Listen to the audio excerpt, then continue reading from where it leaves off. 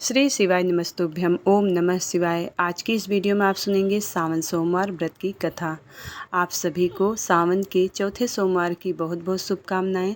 भगवान शिव और माता पार्वती की कृपा आप और आपके पूरे परिवार पर सदैव बना रहे। आज की इस वीडियो में आप सुनेंगे सावन सोमवार व्रत की कथा और भगवान शिव की आरती। तो सबसे पहले कमेंट बॉक्स में हर हर महादेव लिख दीजिए। सावन सोमवार का व्रत केवल उपवास नहीं बल्कि मन, वचन और कर्म को शिवमय करने का साधन है। जो स्त्री अथवा पुरुष श्रद्धा और पवित्रता से यह व्रत करता है और इसकी पावन कथा का श्रवण करता है, उसके जीवन के कष्ट दूर होते हैं। निर्धनों को धन मिलता है, रोगी को आरोग्य और निसंतान को संतान की प्राप्ति होती है तथा अंतकाल में वह शिवलोक को प्राप्त होता है। तो भगवान शिव और माता पार्वती का ध्यान करते हुए इस सावन के सोमवार की व्रत की कथा को श्रवण करते हैं। प्रेम से बोलिए भगवान शिव और माता पार्वती की जय। नैमिषारण्य के पवित्र और शांत तपोवन में हजारों ऋषि मुनि ज्ञान और मोक्ष की पिपासा शांत करने के लिए एकत्रित हुए थे। वहां परम ज्ञानी श्री सूत जी महाराज पधारे थे, जो संपूर्ण पुराणों के ज्ञाता और महर्षि वेदव्यास जी के परम शिष्य थे। श्री सूत जी के तेज से परिपूर्ण मुखमंडल को देखकर शौनक आदि 88,000 ऋषियों ने उन्हें साष्टांग प्रणाम किया और उचित आसन ग्रहण करवाया। महर्षि शौनक ने हाथ जोड़कर अत्यंत विनम्रता से पूछा कि हे महाज्ञानी सूत जी, कृपा करके हमें कोई ऐसा कथा सुनाइए जिससे कि कलयुग के जीवों की सरलता से कल्याण हो सके। सावन मास में भगवान शिव को प्रसन्न करने का सबसे सुलभ और फलदायी मार्ग कौन सा है?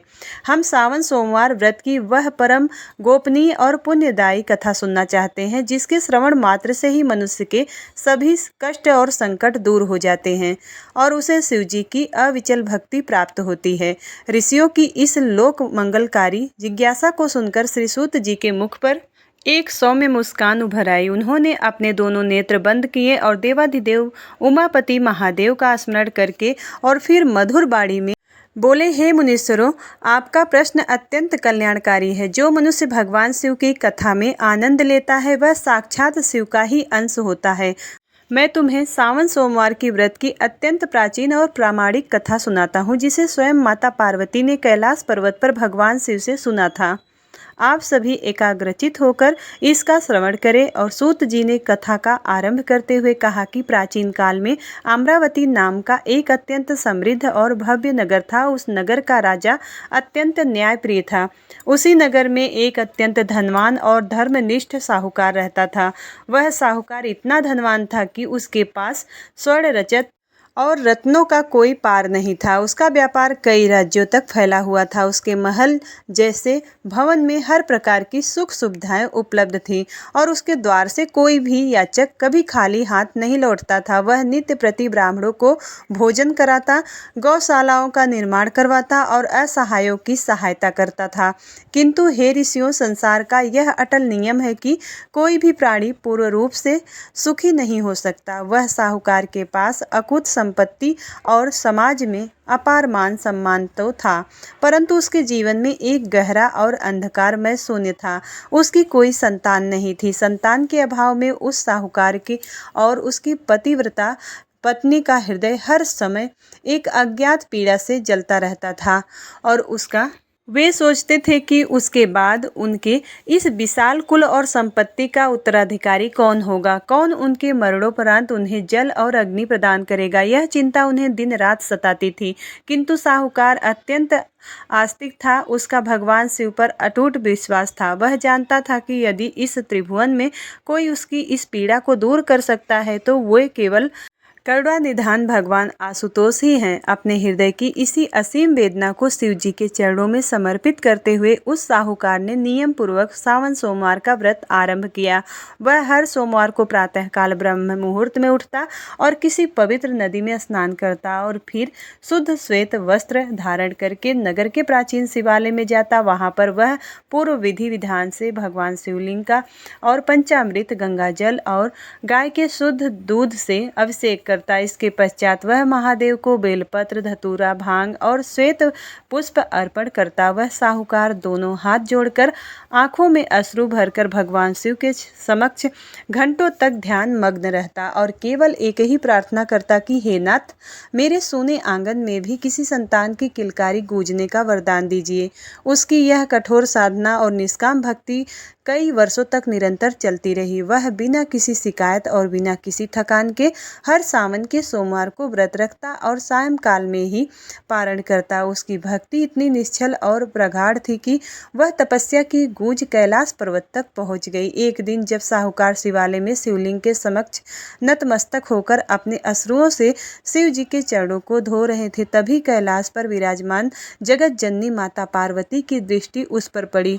माता पार्वती ने कहा कि जो संपूर्ण चराचर जगत की माता है और अत्यंत करुणामयी है, उस साहूकार की हृदय विदारक पीड़ा को देखकर अत्यंत द्रवित हो उठी और उन्होंने देवाधिदेव भगवान शिव से उसके कल्याण का आग्रह करने का निश्चय किया। माता पार्वती ने कहा कि हे प्राणनाथ, पृथ्वी लोक पर स्थित उस शिवालय में देखिए, आपका यह अनन्य भक्त पिछले कई वर्षों से श्रावण मास के सोमवार का व्रत कर रहा है।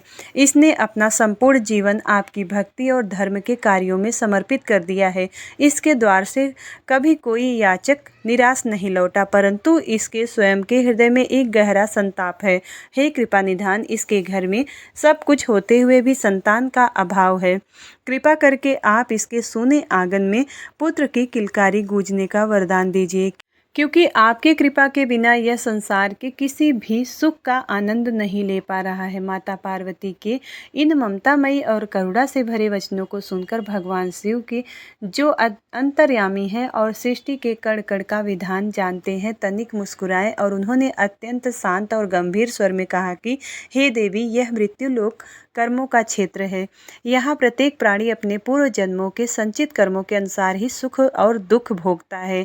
विधाता के लेख के अनुसार इस साहूकार के प्रारब्ध में संतान का कोई योग ही नहीं है। इसमें पूर्व जन्म में कुछ ऐसे कर्म किए हैं जिसके फलस्वरूप इस जन्म में इसे असीम धन संपदा तो प्राप्त हुई है, परंतु संतान का सुख इसके भाग्य में नहीं लिख गया है। अब यदि मैं इसके प्रारब्ध में इसके विरुद्ध जाकर इसे संतान देता हूँ तो यह प्रकृति के नियमों का उल्लंघन होगा। किंतु माता पार्वती का हृदय तो करुणा का सागर है। उन्होंने भगवान शिव से इस तर्क को सुनकर पुनः आग्रह किया और कहा कि हे महाकाल, हे देवों के देव, मैं जानती हूँ कि प्रारब्ध का नियम अत्यंत कठोर है, परंतु आप तो उस प्रारब्ध को भी मिटाने और नया विधान लिखने में पूर्णतः समर्थ हैं।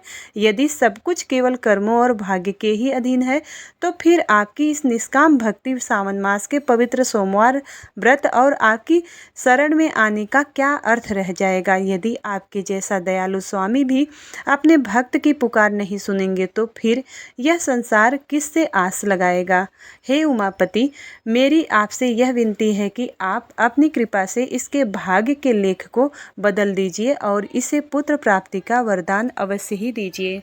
माता पार्वती के इस अत्यंत दृढ़ और प्रेमपूर्ण हठ को देखकर भगवान आशुतोष प्रसन्न हो गए और वे भक्त वत्सल हैं और अपनी अर्धांगिनी माता पार्वती के वचनों को कभी टालते नहीं हैं। भगवान शिव ने कहा कि हे उमा, तुम्हारे इस विशेष आग्रह को देखकर और इस साहूकार की अटूट निष्ठा और सावन मास के सोमवार के प्रभाव से मैं इसे पुत्र प्राप्ति का वरदान देता हूँ, परंतु एक विडंबना अभी भी शेष है। मेरे वरदान के फलस्वरूप इसे जो पुत्र प्राप्त होगा वह अत्यंत तेजस्वी और गुणी तो होगा, किंतु उसकी आयु अत्यंत अल्प होगी। वह बालक केवल 12 वर्ष की आयु तक ही जीवित रहेगा। 12 वर्ष पूर्ण होते ही उसे अपने ग्रास में ले लेगा। यह मेरा अंतिम विधान है। कैलाश पर्वत पर माता पार्वती और भगवान शिव के बीच हो रहे इस दिव्य संवाद को वह साहूकार, जो उस समय शिवालय में ध्यान मग्न था, अपनी योग निद्रा और शिव कृपा के कारण सूक्ष्म रूप से सुन रहा था। जब उसने भगवान शिव के मुख से 12 वर्ष की अल्प आयु के पुत्र का वरदान सुना तो न तो यह सुनकर उसको कुछ खुशी हुई और न ही दुख हुआ। वह भगवान शिव के इस विधान को उनका परम प्रसाद मानकर स्वीकार कर लिया। उसने सोचा कि भगवान शिव की इच्छा के बिना तो एक पत्ता भी नहीं हिलता। यदि उन्होंने 12 वर्ष के लिए ही सही मेरे आंगन को खुशियों से भरने का निर्णय तो लिया, तो मुझे नतमस्तक होकर इसे स्वीकार कर लेना चाहिए। साहूकार ने अपना सावन सोमवार का व्रत और शिव जी की पूजा अर्चना पूर्ववत ही जारी रखी। उनकी आस्था में तनिक भी कमी नहीं आई। समय अपनी गति से आगे बढ़ा और शिव जी की कृपा से कुछ समय के बाद साहूकार की पतिव्रता पत्नी ने गर्भ धारण किया और 9 महीने पूर्ण होने पर एक अत्यंत शुभ नक्षत्र और मंगलकारी घड़ी में साहूकार के घर में एक अत्यंत सुंदर, तेजस्वी और चंद्रमुख वाले पुत्र को जन्म हुआ। बालक के जन्म लेते ही साहूकार के घर में बहुत खुशी मनाई गई, आनंद की लहर दौड़ आई और वह बहुत बधाइयाँ गाई जाने लगी। ढोल नगाड़े बाजे बजने लगे। साहूकार ने अपने पुत्र के जन्म की प्रसन्नता में वह ब्राह्मणों को स्वर्ण और गौ वस्त्रों का भारी दान किया। दीनों और असहायों के लिए अन्न के भंडार खोल दिए। चारों ओर खुशियां मनाई जा रही थी। नगर के लोग अत्यंत प्रसन्न थे और वह अंततः उसके धर्मनिष्ठ साहूकार को भगवान ने संतान सुख तो दे ही दिया है, किंतु इन सभी उत्सवों और कोलाहल के बीच साहूकार के हृदय के किसी कोने में एक अज्ञात भय और पीड़ा निरंतर बनी हुई थी। वह जानता था कि इस बालक का जीवन केवल 12 वर्ष का ही है। उसने यह रहस्य किसी को भी नहीं बताया, यहाँ तक कि अपनी पत्नी को भी यह बात नहीं बताई ताकि उसकी ममता को आघात न पहुँचे। साहूकार ने उस बालक का पालन पोषण अत्यंत लाड प्यार और संस्कारों के साथ किया। बालक जैसे जैसे बड़ा होने लगा, उसके रूप और गुणों में निरंतर वृद्धि होने लगी। वह अत्यंत कुशाग्र बुद्धि का था और बचपन से ही उसमें भगवान शिव के प्रति स्वाभाविक भक्ति दिखाई देने लगी थी। देखते ही देखते वह बालक 11 वर्ष का हो गया। जब वह बालक 11 वर्ष में प्रवेश किया तो साहूकार की चिंता बहुत अधिक बढ़ गई। उसे भगवान शिव की वह भविष्यवाणी स्मरण हो आई और 12वें वर्ष में इस बालक की मृत्यु निश्चित है। साहूकार ने विचार किया कि यदि यह बालक घर पर रहा और मेरे सामने इसके प्राण निकले तो मेरी पत्नी और मैं इसके वियोग सहन नहीं कर पाएंगे। इसलिए उसे एक कठोर परंतु आवश्यक निर्णय लिया। साहूकार ने अपनी पत्नी के भाई अर्थात बालक के मामा को बुलवाया और उसने मामा को प्रचुर मात्रा में धन दिया और कहा कि तुम मेरे इस पुत्र को विद्याध्ययन और तीर्थ यात्रा के लिए भगवान विश्वनाथ की पावन नगरी काशी ले जाओ। मार्ग में जाते समय जहाँ जहाँ विश्राम करो वहाँ यज्ञ और ब्राह्मणों को भोजन कराते जाना। मामा और भांजे दोनों ने साहूकार की आज्ञा को सिरोधार किया और काशी जी को प्रस्थान किया। श्री सूत जी ऋषियों को संबोधित करते हुए बोले कि हे मुनीश्वरों, मार्ग में चलते हुए उन दोनों ने धर्म और पुण्य का मार्ग कभी नहीं छोड़ा। साहूकार ने जो असीम धन उन्हें सौंपा था उनका उपयोग वे पूरी श्रद्धा से परोपकार के कार्यों में करने लगे। जिस भी नगर, गांव में अथवा तपोवन में वे गुजरते वहां पर वे अत्यंत भव्य यज्ञों का आयोजन करते। वेद मंत्रों की मंगल ध्वनि से वे उस स्थान को पवित्र कर देते और वहां के ब्राह्मणों को, दीनहीनों और असहायों को उत्तम भोजन कराकर स्वर्ण और वस्त्रों का दान देकर उनका आशीर्वाद प्राप्त करते। साहूकार का वह पुत्र स्वभाव से ही इतना विनयशील और शिव भक्त था कि जो भी उसे देखता कि उसके रूप और उसके उत्तम संस्कारों पर मुग्ध हो जाता था। भगवान आशुतोष की कृपा से उसके मुखमंडल पर एक ऐसा अलौकिक तेज था जो कि किसी भी साधारण मनुष्य में दृष्टिगोचर नहीं होता। इस प्रकार धर्म कर्म करते हुए भगवान शिव का निरंतर स्मरण करते हुए वे दोनों एक विशाल और अत्यंत समृद्ध नगर में पहुँचे। जब वे उस नगर में प्रवेश कर रहे थे तब उन्होंने देखा कि संपूर्ण नगर को अत्यंत भव्य रूप से सजाया गया है। सर्वत्र उत्सव का वातावरण था। तोरण द्वार पर बंधे हुए थे और मांगलिक वाद्य यंत्रों की ध्वनि गूंज रही थी। पूछने पर ज्ञात हुआ कि उस नगर के राजा की एकमात्र और अत्यंत रूपवती कन्या का आज विवाह है और किसी दूसरे राज्य से बारात आई हुई है। मामा और भांजे ने उस नगर में एक स्थान पर विश्राम करने का निर्णय लिया।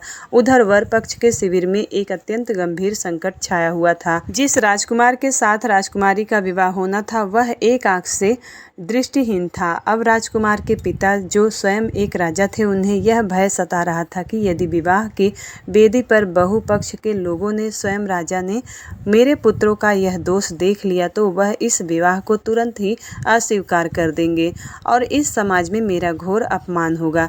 इसी गहरी चिंता में डूबे हुए वह वर के पिता की दृष्टि अचानक साहूकार के उस सुंदर और सर्वगुण संपन्न पुत्र पर पड़ी तो अपने मामा के साथ वह विश्राम कर रहा था। बालक के दिव्य रूप, उनके कुलीन स्वरूप और उनके मस्तक पर चमकते हुए शिव शक्ति के तेज को देखकर राजा के मन में एक युक्ति आई। उसने तुरंत मामा को एकांत में बुलाया और अत्यंत अनुनय विनय करते हुए कहा कि हे भद्र पुरुष, मैं भारी संकट में हूँ। मेरे पुत्र के एक आँख में जन्मजात दोष है और यदि यह बात विवाह मंडप में प्रकट हो गई तो मेरा भारी अपमान होगा। मेरी आपसे यह करबद्ध प्रार्थना है कि केवल विवाह की रस्मों और अग्नि के फेरों के लिए आप अपने इस सुंदर भांजे को मेरा पुत्र बनाकर वेदी पर बैठा दें और विवाह संपन्न होने के पश्चात जब विदाई का समय आएगा तब मैं अपने असली पुत्र को राजकुमारी के साथ विदा कर दूंगा और इसके बदले में मैं तुमको अपार धन संपत्ति दूंगा। मामा पहले तो इस छल कपट के लिए तनिक भी सहमत नहीं हुए, परंतु राजा की बहुत अधिक विनती करने से केवल एक व्यक्ति के सम्मान की रक्षा के विचार से स्वीकृति दे दी। तत्पश्चात साहूकार के उस तेजस्वी पुत्र को राजसी वस्त्र और बहुमूल्य आभूषण पहनाकर विवाह मंडप में वर के उच्च स्थान पर बैठाया गया। अग्निदेव को साक्षी मानकर वैदिक मंत्रों के मंगलगान के बीच उस बालक का विवाह उस नगर की राजकुमारी के साथ पूर्ण विधि विधान से संपन्न हो गया। परंतु वह बालक जिसके रोम रोम में धर्म और सत्य का वास था, वह छल से भीतर ही भीतर अत्यंत था। उसने विचार किया कि धर्म के मार्ग पर चलने वाले व्यक्ति के कभी किसी के जीवन के साथ धोखा नहीं करना चाहिए। यह राजकुमारी अत्यंत पवित्र है और इसे अपने जीवन का सत्य जानने का पूर्ण अधिकार है। जब वह एकांत में गया तो उसने अपनी धर्मनिष्ठा के कारण एक अत्यंत साहसिक निर्णय लिया और उसने राजकुमारी की ओढ़नी के पल्ले पर चंदन और कुमकुम से यह सत्य लिख दिया कि राजकुमारी, तुम्हारे विवाह के सप्तपदी के फेरों मेरे साथ संपन्न हुए हैं। मैं अमरावती नगर के एक साहूकार का पुत्र हूँ और विद्या अध्ययन के लिए काशी जा रहा हूँ। जिस राजकुमार के साथ तुम्हें विदा करेंगे वह षड्यंत्र रच रहा है। वह एक आंख के काना है और वह तुम अपने विवेक और धर्म के अनुसार निर्णय लेना। यह परम सत्य लिखकर वह बालक अपने मामा के साथ उसी रात्रि उस नगर से प्रस्थान कर गया। जब विदाई का समय आया और राजकुमारी ने अपनी ओढ़नी पर ऐसा लिखा पाया तो वह ओढ़नी अपने माता पिता को दिखाई और राजकुमार के दृष्टिहीन होने का बात उन लोग को पता चली तो अग्नि के साथ फेरे लिए थे। जो शिव का सच्चा भक्त है और साहूकार का पुत्र है, वही मेरा वास्तविक पति है। वह काशी जी विद्या अध्ययन के लिए गया है। राजा ने भी अपनी कन्या के धर्मपूर्ण निर्णय का सम्मान किया और उस धोखेबाज बारात को बिना वधू के ही खाली हाथ वापस लौटा दिया। इधर साहूकार का पुत्र, उसके मामा निरंतर यात्रा करते काशी पहुंच गए और जहां साक्षात महादेव और माता अन्नपूर्णा का वास है, वह वहां पर पहुंचकर हृदय और आध्यात्मिक आनंद से भर गया। उन्होंने वहां पर एक योग्य गुरु के आश्रम में प्रवेश लिया। मामा ने वहां भी प्रतिदिन ब्राह्मणों को भोजन कराने और बड़े बड़े यज्ञ करने का क्रम जारी रखा। काशी में बालक का दिनचर्या अत्यंत पवित्र थी। वह नित्य प्रातःकाल ब्रह्म मुहूर्त में उठता, पतित पावनी माँ गंगा के शीतल जल में स्नान करता और फिर नंगे पैर भगवान श्री काशी विश्वनाथ के मंदिर में जाकर ज्योतिर्लिंग का पंचामृत से अभिषेक करता। बिल्वपत्र, धतूरा और भस्म अर्पित करते हुए वह घंटों पंचाक्षर मंत्र का जाप करता। समय अपनी गति से निरंतर आगे बढ़ता रहा। विद्या अध्ययन और धर्म कर्म के बीच वह दिन भी निकट आने लगा जिसका साहूकार को सबसे अधिक भय था। बालक का 12वां वर्ष आरंभ हो गया। काल की अदृश्य छाया धीरे धीरे उस बालक की ओर बढ़ रही थी, परंतु वह बालक इन सबसे बेखबर था, केवल अपनी शिव भक्ति में मग्न था। मामा के हृदय में निरंतर एक चिंता का सूल चुभता रहता था। जैसे जैसे 12वां वर्ष अपनी पूर्णता की ओर बढ़ रहा था, मामा ने अपने यज्ञों और ब्राह्मण भोज की संख्या और भी बढ़ा दी। उन्होंने अन्न, वस्त्र और स्वर्ण की मुक्त हस्त से दान करना आरंभ कर दिया ताकि पुण्यों के प्रभाव से काल के कठोर प्रहार को रोका जा सके। परंतु विधाता का लिखा भला कौन मिटा सकता है। वह अशुभ दिन जिसकी भविष्यवाणी स्वयं देवाधिदेव महादेव ने की थी, अब बिल्कुल सामने आ खड़ा हुआ था। प्रकृति भी शांत और स्तब्ध थी, मानो कोई बहुत बड़ी और हृदय विदारक घटना आकार लेने वाली है, और वह अत्यंत भयानक और शोकग्रस्त दिन अंततः आ ही गया। काशी की पवित्र भूमि पर सूर्योदय हुआ, परंतु आज की उस लालिमा में एक अजीब सी उदासी छाई हुई थी। गंगा की लहरें भी जैसे आज शांत और मूक होकर बह रही थी। साहूकार का वह 12 वर्ष तेजस्वी पुत्र अपनी नित्य दिनचर्या के अनुसार प्रातःकाल ही उठ गया और उसने पतित पावनी माँ गंगा में स्नान किया और भस्म धारण करके रुद्राक्ष की माला पहनकर भगवान विश्वनाथ की आराधना में लीन हो गया। आज उसने अत्यंत भावपूर्ण हृदय से पार्थिव शिवलिंग का निर्माण किया और षोडशोपचार विधि से महादेव का पूर्ण श्रद्धा के साथ पूजन किया। पूजन समाप्त होने पर इसके पश्चात जब वह ध्यान से उठा तो उसे अपने शरीर में एक विचित्र सी थकान और भारीपन महसूस हुआ। उसने अपने मामा से जाकर कहा कि आज मेरे शरीर में असहनीय पीड़ा हो रही है, मेरे नेत्र स्वतः ही बंद होते जा रहे हैं, मुझे एक अत्यंत गहरी और अचेत करने वाली निद्रा आ रही है, कृपा करके मुझे विश्राम करने की अनुमति दें। मामा का हृदय यह सुनकर धक से रह गया है। उनका कंठ सूख गया और आंखों के आगे अंधेरा छा गया, क्योंकि वे भली भांति जानते थे कि आज ही के दिन वह जब इस बालक के 12 वर्ष पूर्ण हो रहे हैं, तो उन्होंने अपने आंसुओं को पीकर भी भारी मन से कहा कि जाओ अंदर विश्राम कर लो। जब काफ़ी समय बीत जाने के पश्चात मामा ने कक्ष में जाकर देखा तो बालक के शरीर में कोई स्पंदन नहीं हो रहा था। उसका मुखमंडल पीला पड़ चुका था और प्राण पखेरु उड़ चुके थे।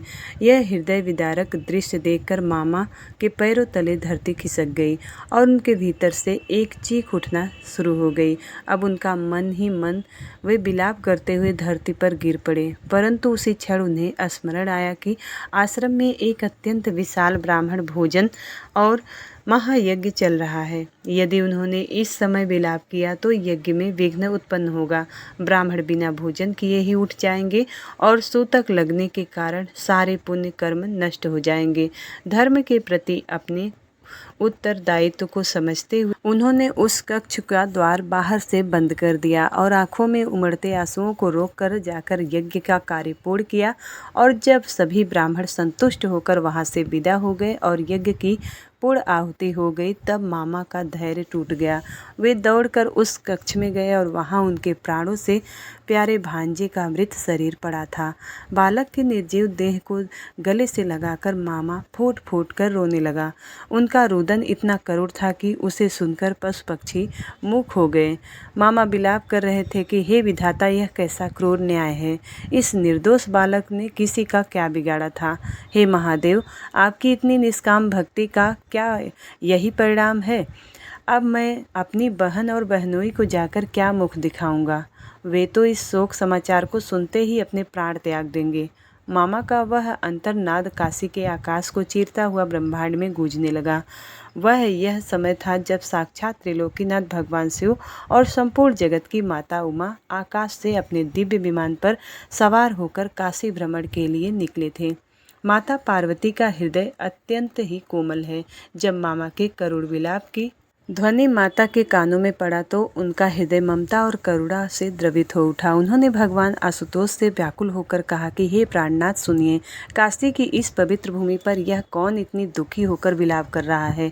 इस स्वर में इतनी गहरी वेदना है कि मेरा हृदय विदीर्ण हुआ जा रहा है। हे कृपा निधान, आप तो सर्वज्ञ हैं, तुरंत चलिए और उस प्राणी के दुख को दूर कीजिए। आपकी परम प्रिय काशी नगरी में कोई भक्त इतना पीड़ित कैसे हो सकता है। भगवान शिव ने अपने ज्ञान चक्षु से स्थिति को देखा और अत्यंत शांत स्वर में कहा कि हे देवी उमा, यह विलाप उसी साहूकार के साले का है जिसके घर तुम्हारे ही आग्रह पर मैंने 12 वर्ष की आयु वाले पुत्र का वरदान दिया था।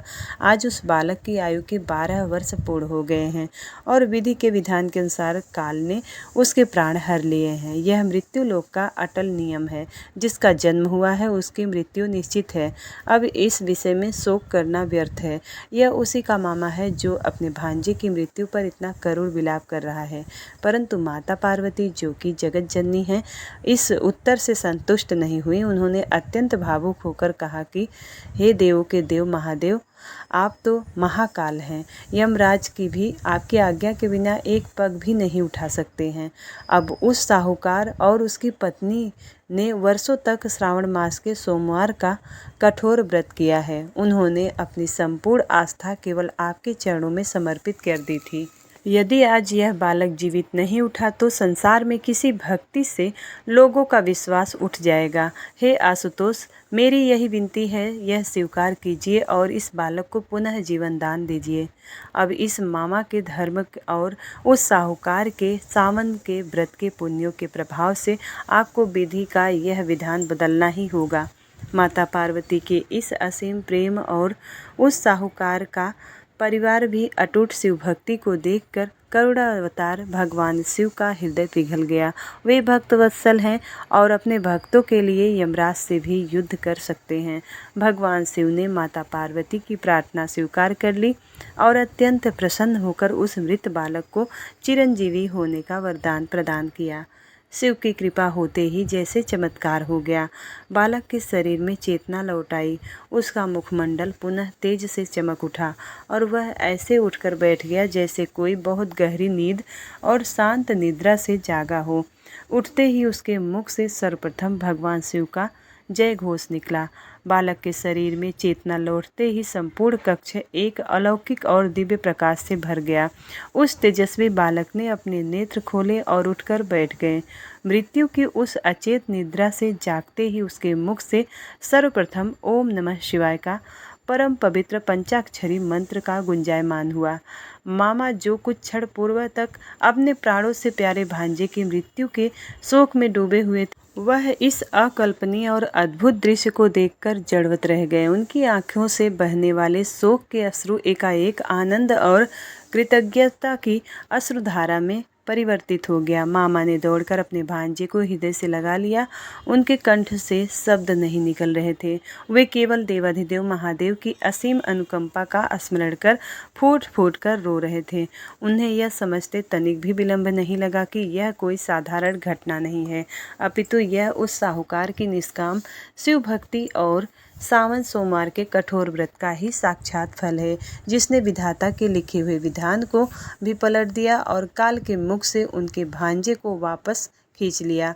काशी की उस परम पावन भूमि पर मामा और भांजे ने दोनों हाथ जोड़कर नतमस्तक होकर भगवान श्री काशी विश्वनाथ के चरणों में कोटि कोटि प्रणाम किया और इस दिव्य घटना के पश्चात वह बालक पुनः अपने विद्या अध्ययन में पूर्ण एकाग्रता और भक्ति भाव से लीन हो गया।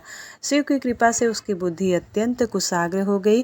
कुछ ही समय में उसने चारों वेदों, पुराणों और समस्त शास्त्रों का गहन अध्ययन पूर्ण कर लिया। जब उसकी शिक्षा विधिवत संपन्न हो गई तब मामा ने गुरुदेव को प्रचुर मात्रा में दक्षिणा अर्पित की और उसका आशीर्वाद प्राप्त करके काशी नगरी से अपने नगर अमरावती की ओर प्रस्थान करने का निर्णय लिया। जिस प्रकार वे आए थे उसी प्रकार लौटते समय भी मार्ग में बड़े बड़े यज्ञ करते हुए, ब्राह्मणों को उत्तम भोजन कराते हुए और असहायों को अन्न वस्त्र का दान करते हुए वे आगे बढ़े। यात्रा करते हुए वे उसी स्थान पर पहुंचे जहां पर उसका विवाह हुआ था। नगर के राजा को जब यह समाचार मिला कि वही तेजस्वी और सर्वगुण संपन्न साहूकार का पुत्र, जिसके साथ उसकी कन्या के अग्नि के साथ फेरे हुए थे, विद्या अध्ययन पूर्ण करके वह वापस लौट आया है, तो राजा के हर्ष की कोई सीमा न रही। राजा स्वयं अपने मंत्रियों और राजपुरोहितों के साथ ढोल नगाड़े और मांगलिक वाद्य यंत्रों की ध्वनि के बीच उनके शिविर में पहुंचे। राजा ने अत्यंत आदर और सम्मान के साथ उन दोनों को अपने राजमहल में आमंत्रित किया। राजमहल में उनका भव्य स्वागत किया गया और राजा ने पूरे नगर में उत्सव मनाने की घोषणा कर दी। तत्पश्चात एक अत्यंत शुभ मुहूर्त में राजा ने अपनी गुणवती और रूपवती कन्या को इतने वर्षों से केवल उसी बालक की प्रतीक्षा में तपस्विनी के समान जीवन व्यतीत कर रही थी, उसके वास्तविक पति के साथ विदा करने का प्रबंध किया। राजा ने अपनी पुत्री को अथाह धन संपत्ति, स्वर्ण आभूषण, दास दासियां और बहुत सारे दान दहेज देकर विदा किया। एक अत्यंत विशाल और भव्य बारात के साथ साहूकार व उसका पुत्र अपनी पत्नी और मामा के साथ अपने नगर अमरावती की ओर चल पड़ा। इधर बालक के जैसे जैसे 12 वर्ष पूर्ण होने की निकट आ रही थी तो चिंता और भय चरम पर पहुंच गया था उसके माता पिता का, और वह उस दिन से बालक के 12 वर्ष पूर्ण होने वाले थे कि उसी दिन साहूकार और उसकी पत्नी ने एक अत्यंत कठोर संकल्प लिया था। वे दोनों अपने महल की सबसे ऊंची छत पर जाकर बैठ गए और उन्होंने यह प्रण कर रखा था कि यदि हमारा पुत्र सकुशल से आए तो राजी खुशी से नीचे उतरकर आ जाएंगे, नहीं तो इसी छत से गिरकर अपने प्राण खो देंगे।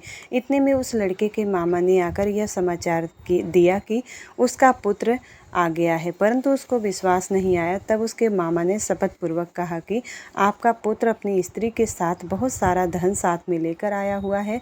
तो सेठ ने आनंद के साथ उसका स्वागत किया और बड़ी प्रसन्नता से रहने लगे। इसी प्रकार जो कोई भी इस कथा को पढ़ता है अथवा सुनता है उसके सब दुख दूर होकर उसकी समस्त मनोकामना पूर्ण होती है। शास्त्रों में लिखा है कि जो भी सावन के प्रति सोमवार का व्रत करता है और विधिवत पूजा करता है उसके भगवान शिव और माता पार्वती हर मनोकामना को पूर्ण करते हैं। प्रेम से बोलिए भगवान शिव और माता पार्वती की जय। शिव ओमकारा हर शिव ओमकारा ब्रह्मा विष्णु सदा शिव अर्धांगी धारा। ओम जय शिव ओमकारा एकानन चतुरानन पंचानन राजे। हंसासन गरुड़ासन विषवाहन साजे। ओम जय शिव ओमकारा। दो भुज चार चतुर्भुज 10 भुज अति सोहे। तीनों रूप निरखता त्रिभुवन जन मोहे। ओम जय शिव ओमकारा। जय माला बनमाला मुंडमाला धारी। त्रिपुरारी कंसारी वरमाला धारी। ओम जय शिव ओमकारा। श्वेतांबर पीतांबर बाघंबर अंगे। सनिकादिक ब्रह्मादिक भूतादिक संगे। ओम जय शिव ओमकारा। कर में श्रेष्ठ कमंडल चक्र त्रिशूल धरता। जग करता जग हरता जग पालन करता। ओम जय शिव ओमकारा। ब्रह्मा विष्णु सदा शिव जानत विवेका। प्रणवाक्षर के मध्य ये तीनों एका। ओम जय शिव ओमकारा। त्रिगुण स्वामी शिव जी की आरती जो कोई गावे। कहत शिवानंद स्वामी सुख संपत्ति पावे। ओम जय शिव ओमकारा।